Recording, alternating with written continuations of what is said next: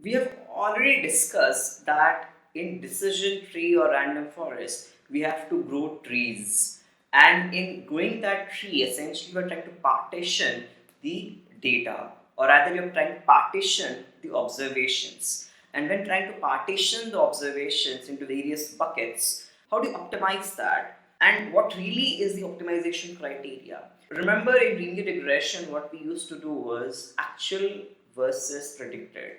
So here also we try to minimize actual versus the predicted value. We do a sum of squares of the actual minus predicted. The predicted here is the mean of observations in that particular bucket. And which observation? The training observation. So let's say you have 5 training observations in a partition or a bucket. You take a mean of them, and that will be your predicted value for that partition. So if a new observation, a test observation comes which belongs to that bucket, then that mean value will be predicted value. That is the ultimate desire of your decision tree, to minimize that for all the partitions. So you sum the squares for all the partitions. Which square? The difference between predicted and actual. What's predicted here? Predicted here is the mean of training observations of that particular bucket. Now this is computationally infeasible.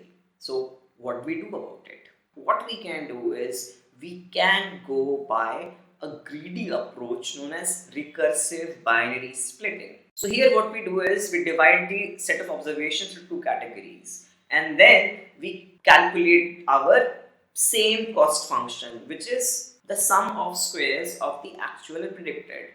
Now here what happens is that after that stage we just have 2 divisions, so we go further down and so on, and this is how our tree grows. So our tree then grows into a full big decision tree. There has to be a stopping point, because you can keep on branching if you have a huge data set, but there has to be some stopping rule, like you should have at least 5 observations in every bucket or every partition. So yeah, this is a way to stop your decision tree to grow further or branch further. Now let's say you have a big decision tree. So obviously there's a risk that might not really perform well on unseen data. So the way to optimize your decision tree is you make it a big decision tree and then prune it back. You grow a big tree and then try to cut few things which are not needed. How do you cut them back? And that cutting back or pruning process is actually the most important step here. So how do you do that?